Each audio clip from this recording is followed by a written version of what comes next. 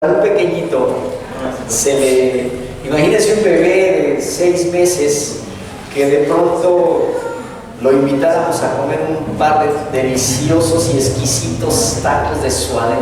Bueno, a esta hora, yo no sé por qué los de suadero son en la noche, ¿verdad? Pero a esta hora que pudiéramos invitarlos ahí a Peribán a comer una exquisita carnita con su fueguito así surtida. Pero ¿qué tal le pasaría a ese bebé? Si no lo matamos, por lo menos lo hacemos pasar un muy mal rato. No lo puede recibir. Es más, ni le vas, a lo mejor hasta nos la va a devolver, porque es un sabor que no le va, no está familiarizado. Y así nos dice el Señor, cuando somos inmaduros, la palabra fuerte, la palabra sólida, no la recibimos. Y no solo es que no la recibamos, sino que hay un peligro grande, y ese es el que vamos a ver ahora en el capítulo 6, los versículos 4 al 12, ya lo tenían abierta, ¿verdad? Hebreos 6, versículos 4 al 12. Cuando lo tengan listo, digan amén. Amén.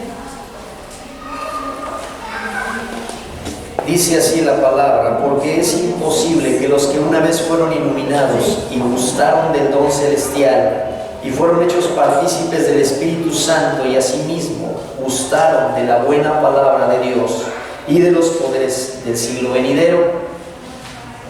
¿Y qué? ¿Y qué? Y recayeron. Wow. Y recayeron, sean otra vez renovados para arrepentimiento, crucificando de nuevo para sí mismos al Hijo de Dios y exponiéndole a vituperio. Porque la tierra que bebe la lluvia que muchas veces cae sobre ella y produce hierba provechosa a aquellos por los cuales es labrada, recibe bendición de Dios, pero la que produce espinos y abrojos es reprobada, está próxima a ser maldecida y su fin es ser quemada. Pero en cuanto a vosotros, oh amados, estamos persuadidos de cosas mejores y que pertenecen a la salvación, aunque hablamos así. Porque Dios no es injusto para olvidar vuestra obra y el trabajo de amor que habéis mostrado hacia su nombre, habiendo servido a los santos y sirviéndoles aún. Pero deseamos que cada uno de vosotros muestre la misma solicitud. ¿Cuánto tiempo? Hasta el fin. Para plena certeza de la esperanza, a fin de que ya no os hagáis perezosos. ¿Ya no qué? Sino imitadores de aquellos que por la fe y la paciencia heredan las promesas. ¡Wow! Este pasaje realmente, este párrafo es difícil de entender. Es uno de los pasajes más difíciles de entender en toda la Biblia. Y yo creo que es uno de los pasajes que más han sido analizados, debatidos, discutidos, por una razón. Porque a muchos se les hace muy difícil concebir la idea de que el cristiano pueda perder su salvación. Y esa es la razón por la que este es uno de los pasajes que de verdad es muy analizado, estudiado, ha causado muchos diálogos, porque hay muchas personas muchos cristianos a los que se les hace difícil tener la idea, o creer, o concebir la idea de que el cristiano pueda perder su salvación. Y muchos de ellos, inclusive para encontrar una salida a ese dilema, porque lo es, llegan a la conclusión de que si alguien pierde la salvación es porque nunca fue salvo. Hay quienes así lo afirman, y son muchos los que así lo afirman. Tal vez me atrevo a decir que quizás somos los menos los que, como yo, puedo afirmar que en efecto, sí, la salvación es posible perder. Les cuesta trabajo a muchos entender esto, aceptar esto, porque dicen, bueno, es que si el Señor es el que nos da la salvación y Él es eterno y poderoso para guardarnos hasta el fin, ¿cómo sería posible que la perdiéramos? Si la salvación no nos la ganamos por nuestras buenas obras, concluyentemente por malas obras no la perderíamos. Esa es una vertiente de pensamiento. Y yo, y muchos como yo, pero yo afirmo que sí, aquí lo dice claramente y no hay duda al respecto. Ahora, no es que Dios nos esté quitando y devolviendo la salvación cada pecado que cometemos, porque para algunos ese es el problema. Dicen, bueno, es que si pecamos entonces perdemos la salvación. No, eso no dice aquí. No. Pero podemos perderla, sí. De hecho, el versículo 11 al final dice, lo voy a leer nuevamente: pero deseamos que cada uno de vosotros muestre la misma solicitud hasta el fin, para plena certeza de la esperanza. O sea, si hemos de tener plena certeza de la esperanza, hemos de estar fieles y firmes hasta el fin, tengamos la misma solicitud hasta el fin. Y la palabra solicitud aquí es clave. ¿De qué habla? ¿Qué significa la palabra solicitud en este contexto? Por supuesto, no hablamos de una solicitud de pedir algo. Es otro tema. Es de ser solícito. Es ser solícito. ¿Y qué implica ser solícito? Un empeño, dedicación. ¿Dispuesto? Sí, estar dispuesto. Dispuesto. Me gustó lo que dijiste, Dani. Empeño, dedicación. Por eso el título de la semana pasada y este es el gran peligro de la pereza.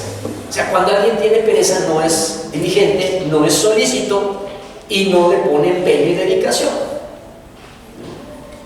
Por ejemplo, al rato cuando terminemos en el culto, puede suceder que a mí me dé mucha pereza ayudar a recoger y quitar bocinas y subir 3 pisos, y pues a lo mejor hago como que no veo porque me da pereza. Y en cambio hay otros que son bien solícitos y en cuanto termina ya están desmontando y subiendo y bajando pero siguen. Y todavía no falta que algo se nos olvida, ya todo se recogió, pero faltó esto. Y yo procuro voltear para otro lado para que haya alguien que diga yo. Bueno, ese es el contraste entre la pereza y el ser solícito. Y aquí es bien importante el ser solícitos, y reitero una vez más cómo se llama el título de este mensaje: el peligro de la inmadurez y de la pereza.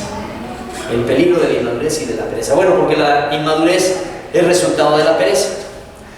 Bueno, vamos viendo por partes. En los versículos 4 y 5 que acabamos de leer, la carta describe 5 aspectos importantes de la experiencia que es anterior a la caída, a perder, a recaer. ¿Cuáles son esos 5 aspectos? Fíjese, dice, porque es imposible que quienes. Vamos a verlos, váyanlos dictando los 5 aspectos. Fueron iluminados. A ver, ¿cuál? Número 1. Los que fueron iluminados. Los que fueron iluminados. 2. Gustaron del don celestial. Gustaron el don celestial. Y fueron hechos. Fueron hechos partícipes del Espíritu Santo. Hechos partícipes del Espíritu Santo. 3. Gustaron de la buena palabra. 4. De los poderes del siglo venidero. Y probaron los poderes del venidero. Esto se parece a alguien que nunca ha sido cristiano. Esto se parece a alguien que nunca ha sido salvo. Dice aquí la condición que precede a la recaída. Es decir, tú no recaes a menos que estés bien. Un enfermo es sanado y luego, si no se cuida, recae. Y luego dicen que la recaída es peor. No sé si sea cierto, ahí los doctores me corregirán, pero a veces es peor. Bueno, ¿qué pasó con ellos? Fueron iluminados. Y aquí se refiere a que vieron la luz verdadera que está en Cristo. O sea, no fueron iluminados como los Illuminati, pues aquí no empecemos a hacer falsas doctrinas.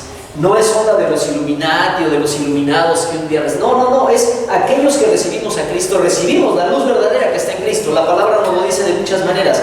La luz como símbolo de Jesús es una figura constante en el Nuevo Testamento. Empezando por el Evangelio de Juan, capítulo 1, dice, y aquella luz verdadera vino a todo hombre. ¿Se acuerdan? Sí. Y aquella luz verdadera vino a todo hombre. En 2 Corintios nos dice que Dios mandó que de las tinieblas resplandeciese luz. En el Evangelio de Juan, Jesús dice: yo soy ¿qué? La luz del mundo. Yo soy la luz del mundo. En Primera de Pedro nos dice que nosotros fuimos llamados de las tinieblas a su luz admirable. Entonces, la luz es símbolo de Jesucristo. Jesucristo mismo se declaró la luz. Y la luz vino al mundo, y aquellos que, dice, es imposible que aquellos que una vez fueron iluminados, recibieron la luz de Dios, no se quedaron a oscuras, no se quedaron en tinieblas. En segundo lugar, gustaron el don celestial. Esto se refiere a que experimentaron la gracia de Dios. El don celestial es la gracia de Dios. ¿Y cómo lo experimentaron? En muchas maneras. Es decir, experimentamos la gracia de Dios que nos favorece inmerecidamente. ¿Cómo nos favorece la gracia de Dios? Perdona nuestros pecados. ¿Por qué? Porque nos merecemos. Perdona nuestros pecados porque es un regalo de Dios. Vaya, nos ama. Y dice la Escritura que nos ama aún antes que nosotros lo amáramos. El don celestial es el amor de Dios que Él nos da, aunque ni siquiera nos interesáramos por Él antes. Su amor y su gracia en favor nuestro. Su gracia en muchas maneras. Pero además dice aquí que gustaron el don celestial. Miren, cuando no estamos en Cristo, experimentamos la gracia de Dios en muchas maneras. Pero quien no está en Cristo difícilmente se lo atribuye a Dios, o difícilmente tiene tan claro y tan consciente que es un don de Dios. Algunos le están dando las gracias a la naturaleza hoy día. Algunos le están dando las gracias a la divinidad, dicen, pero ¿quién es la divinidad? Pues quién sabe. Las energías. Algunos le están dando gracias a las energías. Y vaya, hoy es gracias porque lo dices. Es muy frecuente escuchar o leer algún mensaje en cadena, ¿verdad? Laire, se encargo, por favor, que a mi hermana la van a operar, unan su energía para que le llegue. Son las vibras. A las vibras y así mismos. ¿Las qué? A las vibras y así mismos, el famoso yo declaro. Ándale. Yo declaré. Ya decreto. Sí, Y decreto que esté sano. O sea, sí experimentan la gracia de Dios, y esa persona igual sana, y esa persona igual es bien operada. Es la gracia de Dios, pero no estamos conscientes o no lo suficiente de que es la gracia de Dios. Por eso dice aquí, gustaron el don celestial. Ya cuando nosotros conocemos que Dios nos ama y que lo hemos recibido, entonces le atribuimos y entendemos que todo proviene de Dios, que toda buena dádiva y todo don perfecto viene de lo alto. Y entonces podemos decir, gracias a Dios porque me dio trabajo, gracias a Dios porque me proveyó esta semana, porque puso en el corazón de alguien que me ayudara esta semana, gracias a Dios porque a mi hermana Nora las cosas le resultaron para bien cuando ella iba temerosa esa manera. Y podemos gustar el don celestial. Y puedo aprovechar el ejemplo para decir que en otro tiempo probablemente habría dicho, todo salió muy bien y se acomodaron las cosas, o yo no sé qué hubiéramos dicho.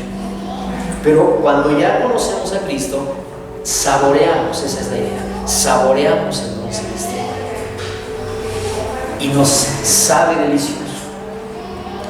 Pero no solo eso, vaya, no solo hubo luz, no solo Jesucristo iluminó, no solo identificamos los dones de Dios, sino que número 3, se hicieron participantes, dice aquí, se hicieron hechos partícipes del Espíritu Santo. ¿Cuándo viene el Espíritu Santo en una persona?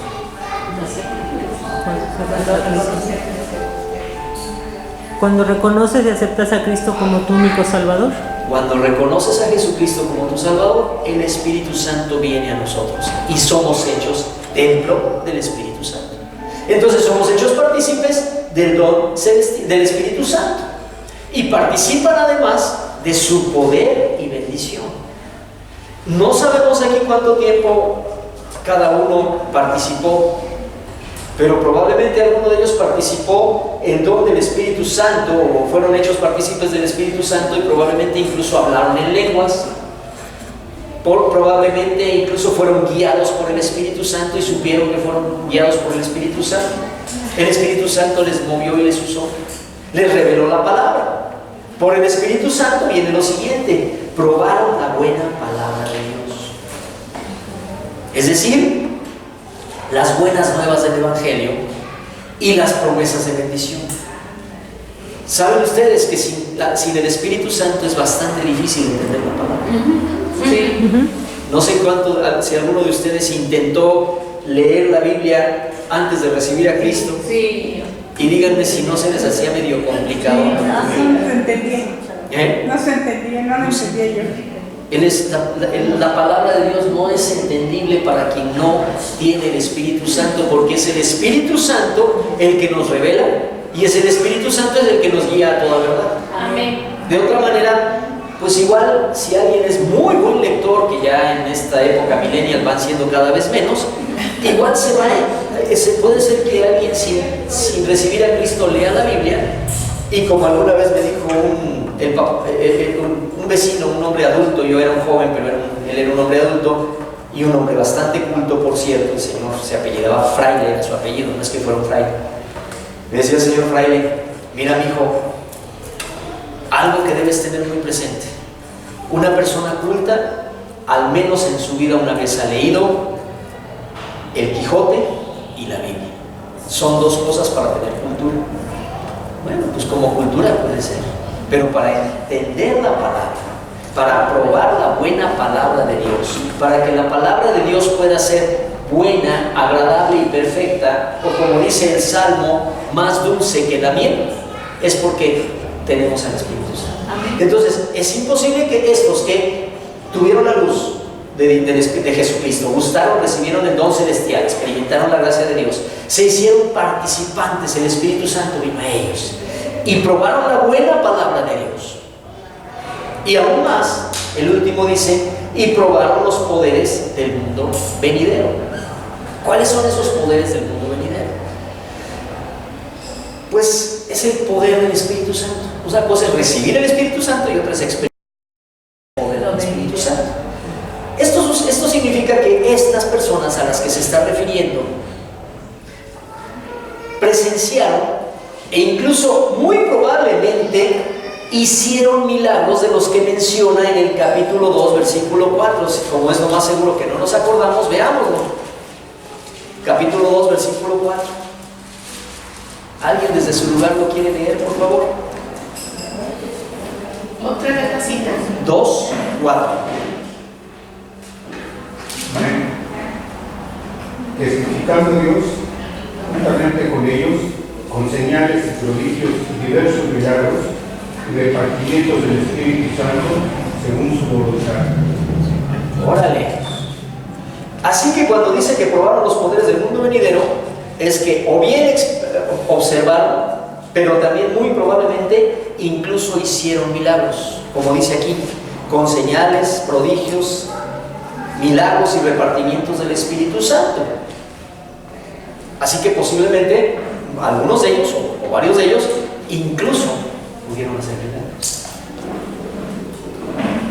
Pero al final dice: es imposible que todos ellos, y recayeron, versículo 6. Todo esto lo vivieron, pero si recayeron, es imposible que sean otra vez renovados para arrepentimiento. Es imposible que sean renovados para arrepentimiento. Esto significa que a pesar de toda esa experiencia, recayeron. ¿Es posible que el cristiano recaiga? No los oigo. Sí. Es posible que el cristiano recaiga. Por eso en un momento también el apóstol Pablo en una de las cartas dice: el que esté firme, cuide no caer. El que esté firme, cuide no caer, porque podemos caer. Y a pesar de eso cayeron. ¿Qué sucede? Se apartaron del Dios vivo. ¿Cómo es posible? Pues sí, sí es posible. A pesar de todo esto, a pesar de todo esto. Y nosotros podemos mirar hacia allá y decir: ah, sí, yo estoy pensando en fulanita, fulanito, pero aguas, el Espíritu Santo, el Señor nos dice: el que esté firme, mire que no caiga. Porque se puede, uno se puede apartar de Dios. Sí, sí se puede apartar de Dios. Y se puede apartar de Dios muchas veces cuando nuestras oraciones no son respondidas como nosotros anhelamos. Y especialmente cuando se trata de situaciones muy difíciles, porque tal vez la oración que yo tuve cuando tenía 19 años, de que el Señor me regalara un Corvette amarillo, anaranjado ya estaba muy chillante, pero que Dios me regalara un Corvette amarillo, pues esa no fue una oración contestada, pero de todas maneras no pasa nada. Pero hay situaciones en donde duele el alma y el corazón si uno anhela algo que no sucede, que Dios no lo da. ¿Y por qué no lo da? Porque Dios es soberano. Y si no estamos preparados para entender que Dios es soberano, cuando nosotros le pedimos y Él no responde a una situación determinada, es muy probable que nos desilusionemos, nos desanimemos, y es el primer paso para apartarnos. Por eso hay que estar firmes. En estos días leí una frase que no recuerdo exactamente cómo dice, pero la idea es esta. Y sí me cimbró y sí me puso a pensar. La frase dice más o menos así: cuando tú oras, ¿realmente qué estás buscando? ¿Estás buscando la presencia de Dios y solamente deleitarte en Él? ¿O estás buscando la respuesta a tus necesidades? Y la verdad a mí me sacudió, porque cuando yo oro, son muchas más las veces que yo lo que estoy buscando es a mi Dios proveedor, a mi Dios sanador, a mi Dios que actúa en mi favor, a mi Dios que hace algo por mí, que la sola necesidad de engrandecer su nombre y de estar en su presencia. Si no hacemos eso, en algún momento algo nos puede desalentar. Si Dios no es nuestra mayor prioridad, podemos recaer. Se apartan del Dios vivo. Lamentablemente, cada iglesia de la historia pasada y el día de hoy, en todo el mundo, cada iglesia cíclicamente tiene miembros que durante un tiempo están. Incluso a veces son hasta de los más activos, pero después se apartan completamente de la iglesia. Y cada iglesia tiene cíclicamente personas así. Después se apartan posiblemente de la iglesia, completamente de la iglesia. Algunos comienzan por poco a poco. Algunos comienzan con la pereza, con otras prioridades, y poco a poco, hasta que llegan más adelante. En otro pasaje de aquí de Hebreos encontraremos que dice que tengamos cuidado no sea que nos deslicemos. El deslizarse, lo veremos, lo voy a repetir cuando lleguemos a ese pasaje, pero el deslizarse habla de un barco cuando no está anclado y no hay una tormenta y los motores no están funcionando, el mar está en calma, pero esa calma lo puede ir deslizando. Y lo puede ir deslizando tanto que si iba hacia España, pudiera ser que llegue hacia Groenlandia, porque se desvía totalmente. Entonces, cada iglesia tiene cíclicamente personas así, que un tiempo están, a lo mejor son de los más activos, pero luego se apartan, hasta que llegan a apartarse completamente de la iglesia. E incluso algunos llegan hasta negar su profesión de fe, negar su fe. Y dice Víctor Richards que es mucho más fácil prender una madera fría que volver a prender un carbón encendido. O sea, un carbón apagado. Ahora, en la iglesia de los hebreos, los cristianos estaban siendo tentados a alejarse. ¿Por qué razones? Bueno, por las dificultades propias de la vida cristiana en el momento que lo vivían. ¿Qué vivían ellos en aquella época? ¿Ser cristiano era fácil o caro? Estaba fuerte ser cristiano. Ellos vivían presiones y la vida cristiana implicaba retos. Hoy en día la vida cristiana implica retos, ¿o no? Por supuesto. Nosotros hoy no vamos al foso de los leones, pero a veces terminamos en las fauces de los leones, de la crítica, de la segregación. o simplemente de la incomprensión. Pero o estamos con Dios o queremos el aplauso de Dios. ¿Tenían presiones de la familia los hebreos de ese momento? Claro que tenían presiones de la familia. De pronto te hacías cristiano y resulta que entonces pues estabas completamente rompiendo con toda tu tradición familiar, de los amigos, de los no creyentes. También los hebreos fueron tentados a alejarse por pereza de no madurar, lo vimos al principio de este capítulo, por no comprometerse con madurez. También los hebreos de ese momento estaban siendo tentados a alejarse porque no se esforzaban y no eran diligentes. Ahora, ese alejamiento no era momentáneo ni circunstancial. Todos en algún momento tenemos cierto alejamiento, pero aguas, porque cuando estemos en ese alejamiento tenemos que estar bien conscientes, hay que volver a Dios, porque ese alejamiento no era ni momentáneo ni circunstancial. No se trata de un descuido momentáneo ni de un pecado que se pueda cometer de pronto. O sea, aquí no está hablando de que vamos aquellos que recayeron ya no van a ser renovados y traen vituperio a Cristo porque cometieron un pecado. ¿Cuántos no pecaron esta semana? Que no hayan cometido ni un solo pecado. Estoy a punto de felicitar a la hermana. Sí, perdón, que pecaron. Que pecaron. Estoy a punto de felicitarla a mi hermana. Amén. Pues sí. No podemos decir que no hemos pecado porque fallamos constantemente. Por eso tenemos que volver al Señor constantemente. No se trata de un descuido momentáneo, de un pecado que se pueda cometer de pronto, sino es una actitud fija de una vida que empieza a ser indiferente a Cristo. Empieza por ser indiferente poco a poco. Y el peligro no es que cuando llega aquí dice es imposible que puedan ser renovados para arrepentimiento. Aguas aquí, porque el peligro no es que el hombre moleste tanto a Dios que ya Dios no quiera perdonarlo ni salvarlo. ¿Cuántos creemos eso? O sea, ¿será posible que llegue el momento que Dios ya no nos perdone, que diga, ya me tienes harto, me tienes hasta aquí, ya no te soporto más? Misericordia, hermano. Por supuesto que no. Aquí el asunto no es que Dios ya lo rechace y diga, no, ya valiste. Aquí el problema está en que el hombre se aparta tanto de Dios que ya no puede regresar a Dios, que ya no hay marcha atrás. ¿Por qué?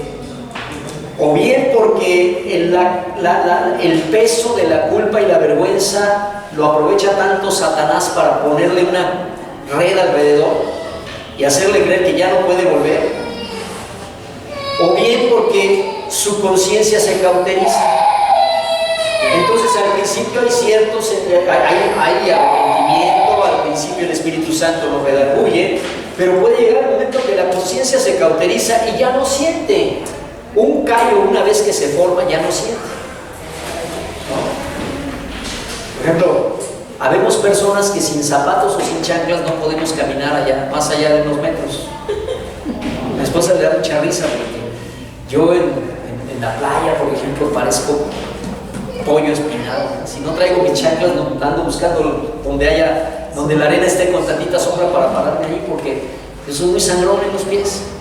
Yo no puedo caminar descalzo, y si hay algunos residuos de conchitas o algo, no, pues plano.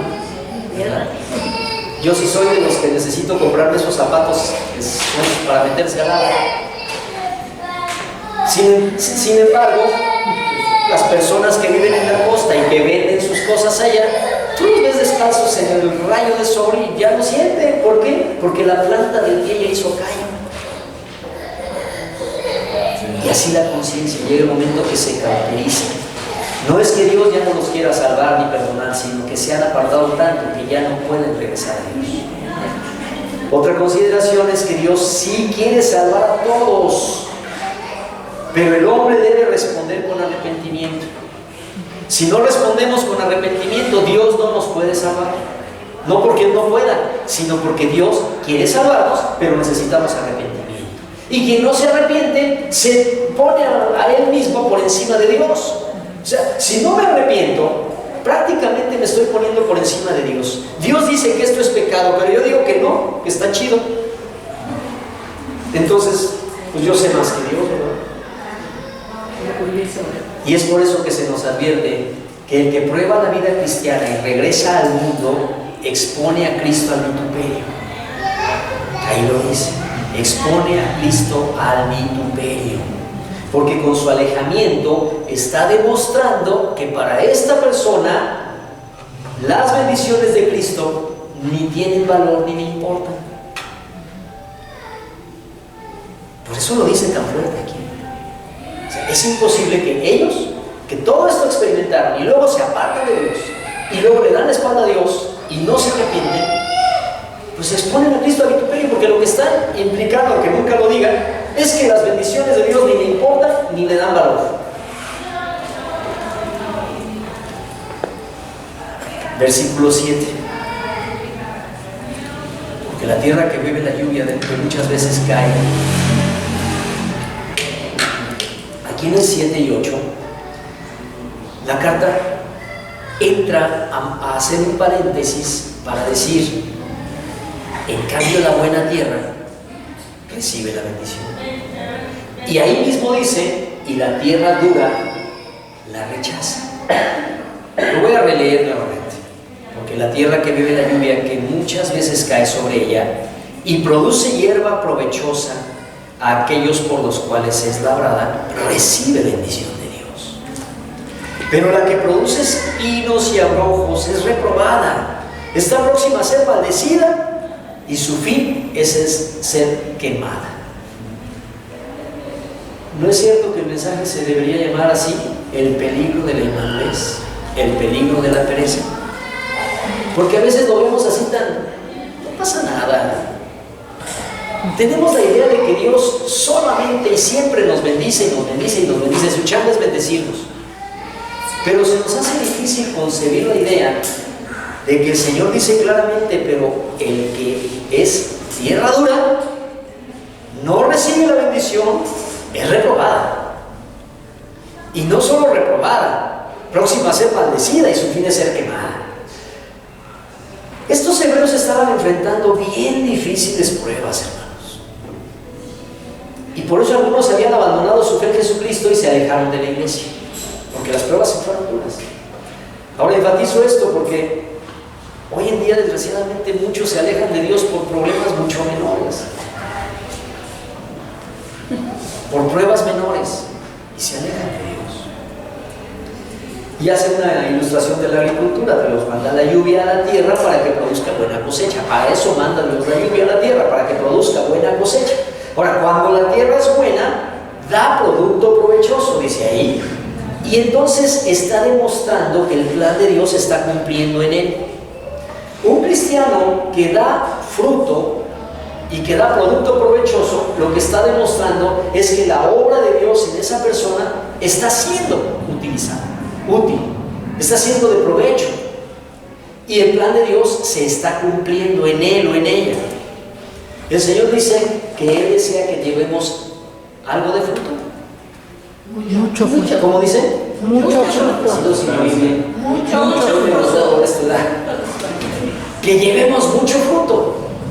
El cristiano que lleva mucho fruto está demostrando que el plan de Dios se está cumpliendo en él y que la bendición de Dios es bien recibida. Aquí, ojo, cuando dice que recibe la bendición de Dios, versículo 7, recibe la bendición de Dios. Aquí la idea es que es bien recibida la bendición. Si yo a ti te quiero dar algo y tú no lo recibes, no es que yo no te lo dé, es que tú no lo recibiste. Dios está enviando bendición a todos los hijos suyos, pero aquellos que se endurecen y se alejan ya no lo reciben. La bendición sigue, pero no lo reciben. Por eso son como los espinos y los abrojos. Los espinos y abrojos son la evidencia de que la tierra no es buena y no aprovecha los nutrientes de la lluvia. Y muchos cristianos, no se lo vayan a decir a nadie, pero hay muchos cristianos que no aprovechan la palabra de Dios, que no aprovechan las bendiciones de Dios, que no aprovechan la bendición de Dios de ser parte de una iglesia que es una familia. ¿Saben que Dios estableció la iglesia no para arruinarnos el descanso del domingo? Algunos piensan que Dios estableció la iglesia para que el domingo ya no te puedas parar tarde y ver Chabelo. Ya no hay Chabelo. Pero ya no te puedas parar tarde. Como que algunos tienen esa idea. Ay, el culto, híjole. Pero Dios estableció la iglesia como bendición, como regalo. Hace ratito en el grupo de varones estábamos comentando que, no sé las mujeres, pero los hombres tenemos necesidad, los hombres cristianos, tenemos necesidad muchas veces de compartir y contar con alguien con quien podamos tener confianza de los problemas que tenemos en el trabajo, o en la familia, o en nosotros mismos, nuestros rollos existenciales. ¿Los cristianos no tenemos rollos existenciales? Sí. Sí los tenemos. Pero resulta que entonces, si podemos aprovechar las bendiciones de Dios, podemos darnos cuenta, la iglesia es también ese lugar donde yo tengo hermanos y hermanas que igual que yo estamos intentando llegar un día a la perfección que Dios nos puso delante, y que estamos luchando constantemente con las tentaciones, con las pruebas, con las aflicciones, y constantemente estamos enfrentando pruebas y a veces cayendo también nosotros. Y entonces es una bendición poder llegar con un hermano, con una hermana de amor y de confianza, y poderle decir: hermano, hoy, esta semana quiero contarte que de verdad lo estoy sintiendo que me carga el payaso. Y ¿sabes qué? Incluso mi fe como que se me está apagando. ¿Nunca te ha pasado esto? Sí. Que se te esté apagando la fe. Pero lo que muy pocas veces nos ha pasado es poder contar con alguien y venir a decirle, de cristiano a cristiano: hermano Emanuel, ¿sabes qué? Como que mi fe se me está apagando. Y poder contar contigo y decirte: ¿sabes qué, Emanuel? Siento que de pronto las cargas que estoy llevando me están sobrepasando. ¿O qué crees, hermano? Tengo que contarte la verdad. La regué bien feo. Caí, pequé. Y que mi hermano me pueda decir: vamos adelante, levantémonos. Esa es una bendición de ser parte de la iglesia. Sí. Es de las bendiciones que se reciben.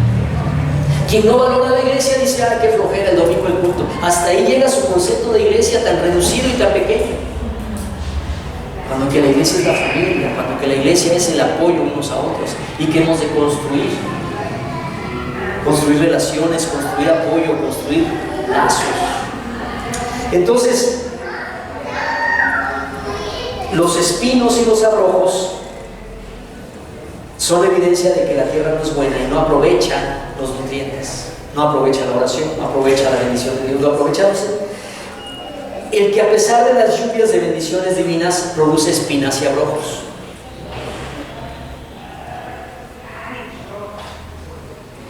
A veces en nuestro trato diario también producimos espinas y abrojos.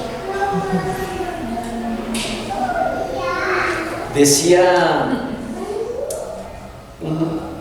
una frase antigua, no recuerdo también quién es el autor, pero decía esa frase: pensar que estaremos con los hermanos en el cielo es una gloria, pero convivir con ellos en la tierra, eso es otra historia.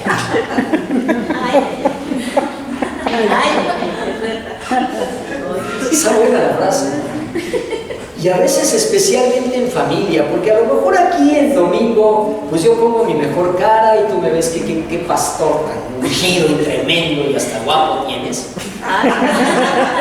Pero a lo mejor en la casa yo lo único que produzco es espinos y abrojos. ¿Qué produzco cuando estoy en mi vida privada en casa, en mi trabajo, en mi ambiente, en mí mismo?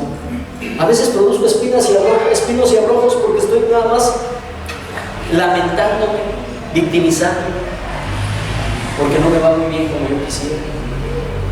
Ese es el que produce espinos y abrojos. Ese es el que no está recibiendo las bendiciones. el que no está recibiendo la lluvia, el que no es tierra fértil. Y esta persona, cuando se va alejando, alejando, alejando y deslizando,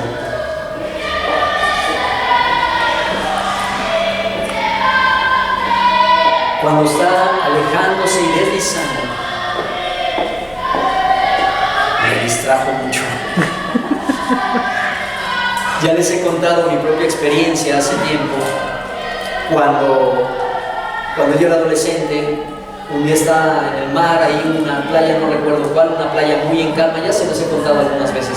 Estaba en una playa muy en calma, entonces el oleaje era suavecito, subía y bajaba, subía y bajaba.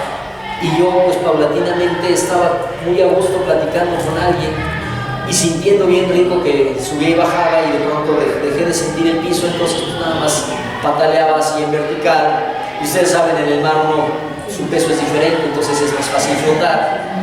Y no me di cuenta del tiempo, y de pronto, para cuando reaccioné, ya estaba muy, muy lejos de la playa, y ahí empezaban las olas. Me di cuenta porque ahí las olas ya fueron más fuertes, y ya caray. Y resulta que cuando volteo, porque le di la espalda a la playa, cuando volteo, la playa estaba lejos, pero lejos. Yo no me di cuenta cuánto me estaba alejando. Amor, ¿puedes ir a hablar con el pastor? Por favor. Me estaba alejando. Y ya me había alejado tanto que regresar era muy difícil. Y por eso hablo aquí de que hay un momento que hay tal alejamiento que regresar se vuelve difícil. Esa persona entonces es la que expone a Cristo a vituperio y le crucifica de nuevo. Dice ahí, bueno, ¿cómo si le crucificara de nuevo? Dice, es imposible que pueda crucificar de nuevo al Hijo de Dios, porque lo único que hace es exponerle a vituperio. ¿Y por qué expone a vituperio? Porque el que, diciéndose cristiano, produce espinas y abrojos, provoca que los demás digan, ups, ¿eso es ser cristiano? No, gracias. Como ahora con Naasón Joaquín, que diciéndose cristiano, la historia de ese señor ha hecho que muchísima gente diga, definitivamente los cristianos son una mugre. ¿No?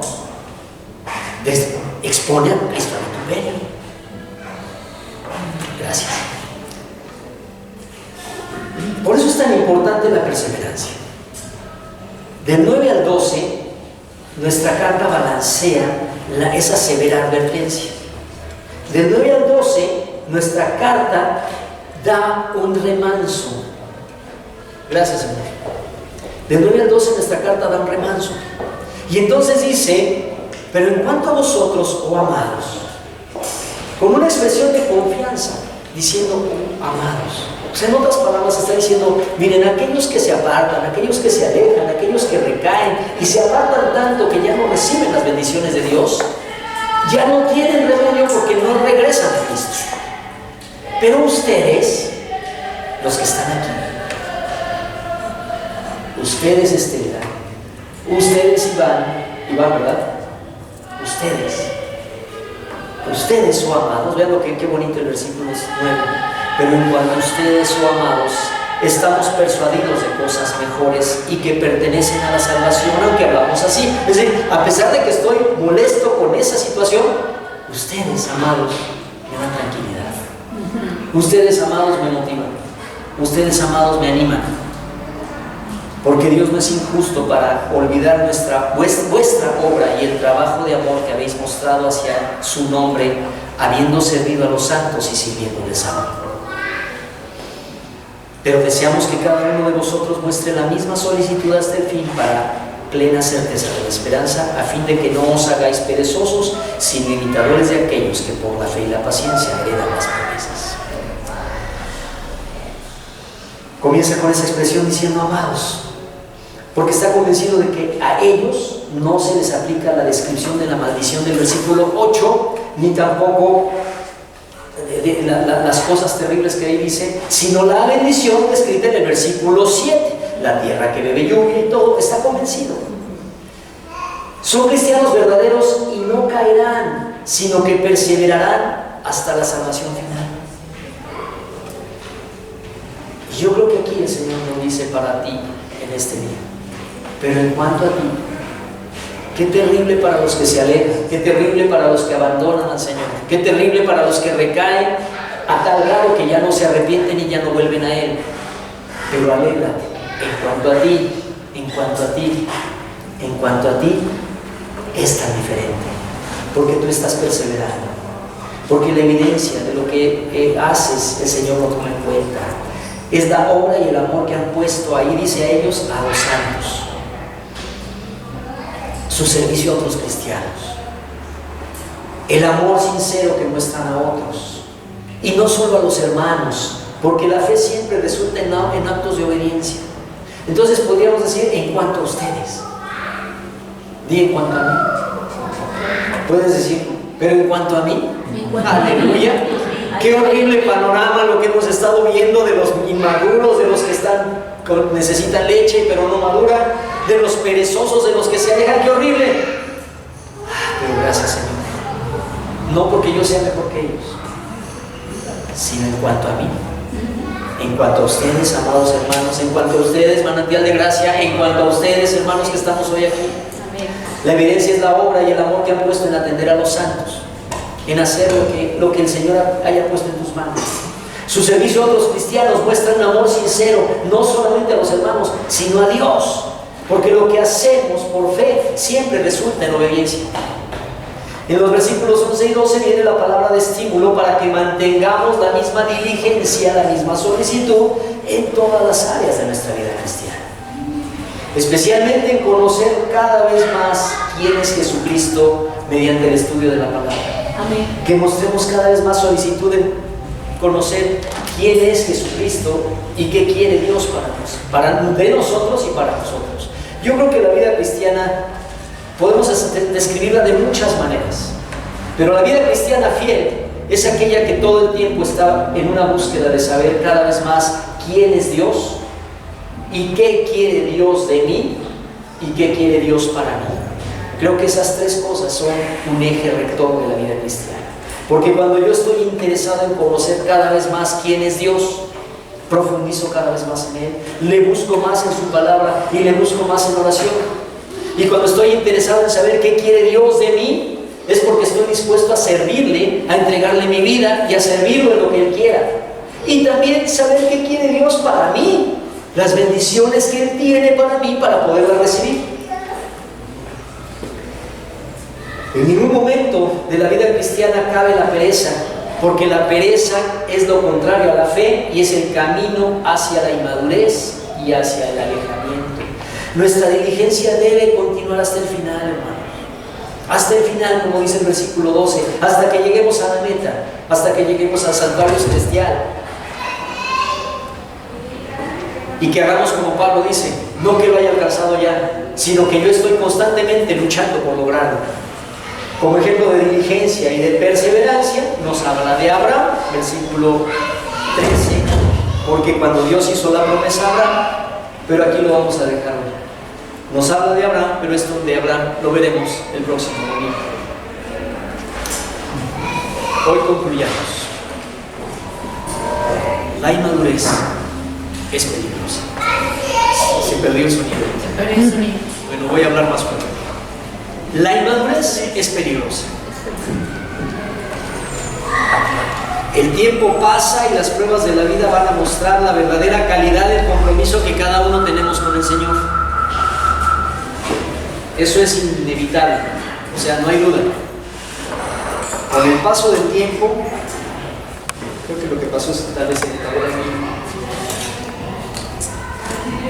Con el paso del tiempo, las pruebas de la vida van a mostrar la verdadera calidad del compromiso que cada uno tenemos con el Señor. Los hebreos estaban pasando por muchas pruebas y algunos habían abandonado la iglesia. Lamentablemente, eso también a ti te suena familiar. Nuestro autor temía que otros hicieran lo mismo. Dios teme que otros hagamos lo mismo. Que abandonaran su fe y demostraran por la falta de perseverancia que ya no tienen fe.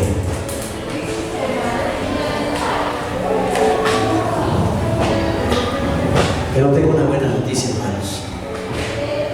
Las pruebas también ofrecen al cristiano la oportunidad de examinar su corazón y de determinar si estamos confiando en Dios y teniendo a Dios como prioridad o a nosotros como prioridad. Quiero invitarle a que se ponga de pie y una vez de pie cierre sus ojos.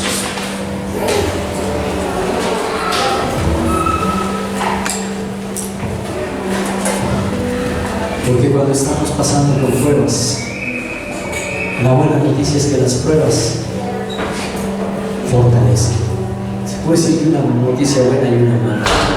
Las pruebas para algunos son el motivo de alejamiento, pero para otros es el momento determinante para saber si estamos confiando en Dios y examinar nuestro corazón. Si estás pasando por pruebas, examina tu corazón y ve tus motivos. El cristiano que aprovecha la lluvia de bendiciones que Dios derrama, aun cuando haya pruebas y tormentas, produce fruto de alabanza. Es decir, fruto de labios que confiesan su nombre. Aun cuando esta confesión traiga dificultades, el cristiano que aprovecha las bendiciones de Dios muestra que la gracia de Dios está activa en su vida todo el tiempo. El cristiano maduro no es perezoso. El cristiano maduro es perseverante. Así que el Señor nos invita y nos dice: persevera, persevera. Persevera. De pronto tienes tiempos bien hermosos, persevera. Porque la clave es perseverar hasta el fin. Amén. Cierre sus ojos y ore al Señor. Y responda al Señor por lo que le haya dicho este día. Si Dios te habló hoy, responde en oración. Este no es momento para que te vuelvas a acordar de que lo que tienes que pedirle a Dios. No. Este es momento para que le digas: Dios, me acabas de decir esto. Tal vez no me estaba dando cuenta que me estaba deslizando, que me estaba comenzando a volver un poco indiferente. Tal vez no me había dado cuenta de mi inmadurez y hoy me llamas a madurar. Pues también un momento para decirle: Dios, gracias porque por tu gracia he ido caminando paso a paso y voy creciendo y voy avanzando. Gracias, mi Señor. Ora al Señor, cualquiera que sea tu situación.